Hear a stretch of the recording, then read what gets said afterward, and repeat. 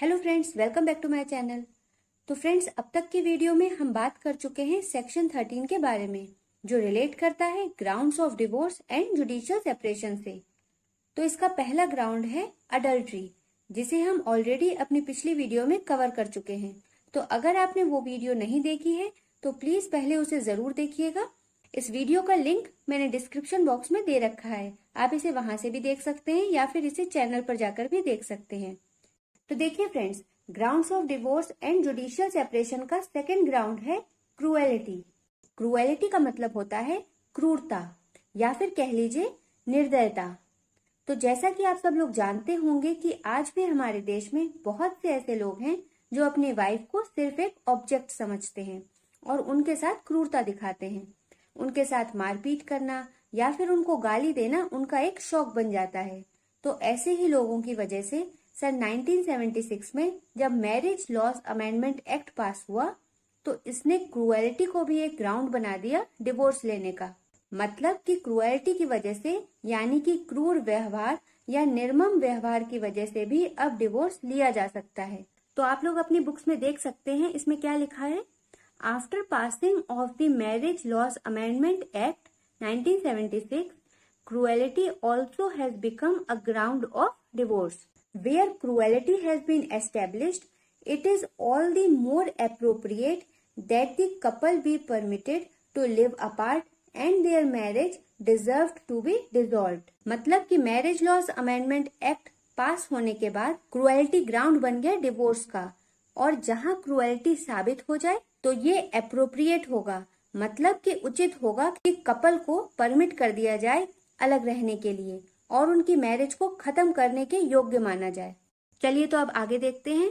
The term cruelty has nowhere been defined in the act. However, for the purpose of establishing an act of cruelty, it should be so serious and weighty that cohabitation becomes impossible.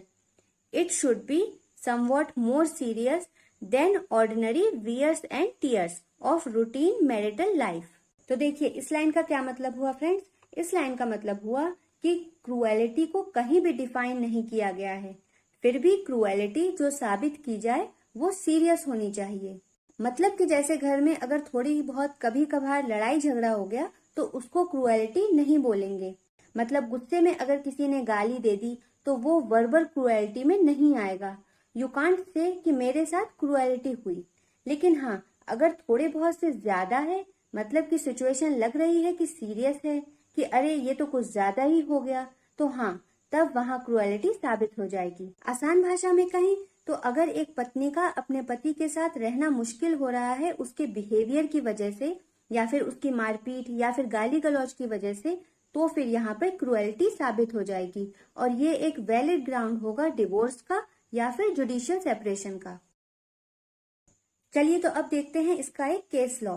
Case का नाम है Indira गांगले versus SK गांगले, AIR 1993। इस case में husband wife के बीच में कुछ misunderstanding हो गई थी। तो इसमें कहा गया कि केवल ये कहना काफी नहीं है कि पार्टीज एक दूसरे के साथ खुश नहीं है तो उन्हें डिवोर्स दे दिया जाए क्रूएलिटी के ग्राउंड पर। तो देखिए इसमें क्या लिखा है। Friends, if you want to write this case, you can also write that in Indira Gangle versus SK Gangle AIR 1993, only some misunderstandings between parties was established. It was held that merely saying that parties are unhappy is not enough. मतलब कि केवल एक ये कहना कि parties आपस में खुश नहीं है इसलिए उनको डिवोर्स दे दिया जाए क्रूएलिटी के ग्राउंड पर, ये ठीक नहीं होगा। और वी कैन से क्रूएलिटी के ग्राउंड पर डिवोर्स लेने के लिए पार्टीज की पूरी ओवरऑल मैरिज लाइफ को देखा जाएगा और तभी ये डिसाइड होगा कि क्रूएलिटी साबित हो रही है या फिर नहीं। चलिए तो अब देखते हैं इसका नेक्स्ट पॉइंट। इसके नेक्स्ट पॉइंट में है टाइप्स ऑफ क्रूएलिटी, जिसकी वजह से जुडिशियल सेपरेशन और डिवोर्स लिया जा सकता है। तो देखिए फ्रेंड्स, इसका पहला टाइप है एक्चुअल और थ्रेटेंड फिजिकल वायलेंस। वायलेंस का मतलब क्या होता है, हिंसा या फिर कह लीजिए किसी व्यक्ति या वस्तु को भौतिक रूप से हानि पहुंचाने वाला आचरण। In English we can say behaviour which harms or damages somebody or something physically. और थ्रेटेंड का मतलब क्या होता है फ्रेंड्स। थ्रेटेंड का मतलब होता है धमकी देना या फिर धमकाना। So if you want to write you can write this कि एक्चुअल वायलेंस क्या हो गया, असल में मारना, और थ्रेट ऑफ वायलेंस हो गया धमकी देना। तो इसमें क्या लिखा है friends, you can write this also that actual violence और threat of violence of such a character as to give rise to an apprehension of danger to life, limb or health will undoubtedly constitute cruelty। मतलब कि असल में मारपीट करना या फिर डराना धमकाना जिससे कि लाइफ को खतरा हो या फिर हेल्थ को खतरा हो, तो जाहिर सी बात है कि ये सब क्रूएल्टी के अंतर्गत आएगा। इसका सेकंड पॉइंट है वर्बल एब्यूज एंड इंसल्ट्स। तो इसमें क्या लिखा है, the continual use of abusive and insulting words indulged in to bring shame and mental agony to the other spouse may amount to legal cruelty। तो देखिए friends, abuse का मतलब होता है गाली या फिर अपशब्द। तो आप लिख सकते हैं वर्बल अब्यूज एंड इंसल्ट का मतलब हो गया ऐसी भाषा बोलना जिससे सामने वाले की बेइज्जती हो।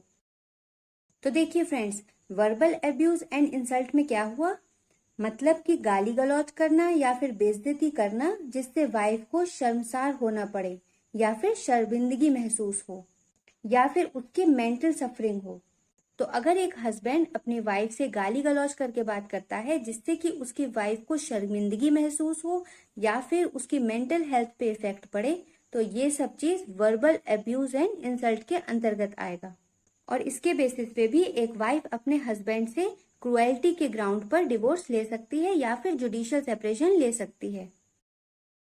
तो देखिए इसका थर्ड पॉइंट है एक्सेसिव सेक्सुअल इंटरकोर्स। मतलब कि अगर कोई हस्बैंड अपनी वाइफ के इच्छा के विरुद्ध उसके साथ जबरदस्ती करता है तो ये भी एक ग्राउंड होगा डिवोर्स लेने का। तो इसमें यही लिखा है that excessive sexual intercourse by the husband against the wish of the wife. चलिए तो अब देखते हैं इसका नेक्स्ट पॉइंट। इसका नेक्स्ट पॉइंट है नेग्लेक्ट। तो फ्रेंड्स, नेग्लेक्ट का मतलब होता है नजरअंदाज करना या फिर कह सकते हैं ध्यान न देना।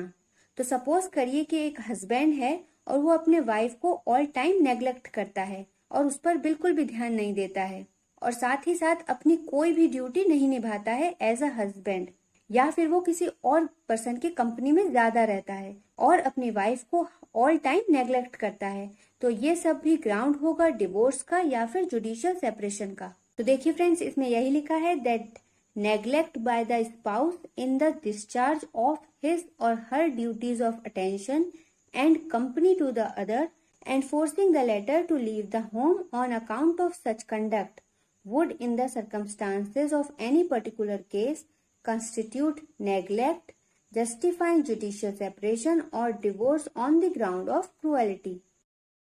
चलिए तो इसका नेक्स्ट पॉइंट है drunkenness and use of drugs. तो देखिए फ्रेंड्स, इस पॉइंट को समझने के लिए सपोज करिए कि एक पति है जो बहुत शराब पीता है या फिर ड्रग्स लेता है और इन सब बातों की वजह से वो गलत बिहेवियर करता है अपनी वाइफ के साथ, तो ये सब बातें भी एक वैलिड ग्राउंड होंगी उसके वाइफ के पास कि वो उस पर्सन से डिवोर्स ले सके, इस ग्राउंड पर कि वो उसके साथ अच्छा बिहेवियर नहीं करता है और उसके हस्बैंड का ये सब करना भी क्रूएल्टी के अंतर्गत आएगा। इसका नेक्स्ट पॉइंट है इल ट्रीटमेंट ऑफ चिल्ड्रन, मतलब कि बच्चों के साथ गलत व्यवहार करना। तो सपोज करिए कि एक हस्बैंड है जो कि अपने बच्चों पर बिल्कुल भी ध्यान नहीं देता है और उनके साथ मारपीट करता है या फिर गाली गलौज करता है जिसकी वजह से बच्चों की मेंटल हेल्थ पे इफेक्ट पड़ता है, तो ये सब भी बातें आती हैं क्रूएल्टी के अंतर्गत, जिसके बेसिस पर एक वाइफ अपने हस्बैंड से डिवोर्स ले सकती है। तो आई होप फ्रेंड्स आज की वीडियो आपको पसंद आई होगी। तो मिलेंगे अगली वीडियो में और बात करेंगे कुछ और ग्राउंड्स के बारे में जिसके बेसिस पर एक वाइफ अपने हस्बैंड से डिवोर्स ले सकती है या फिर उससे जुडिशियल सेपरेशन ले सकती है। तो इसलिए चैनल को सब्सक्राइब करे बिना बिल्कुल भी मत जाइएगा। Please click on subscribe and press the bell icon. साथ ही साथ इस वीडियो को अपने फ्रेंड्स के साथ जरूर शेयर करिएगा और वीडियो पे लाइक और कमेंट करना बिल्कुल भी मत भूलिएगा। Thanks for watching.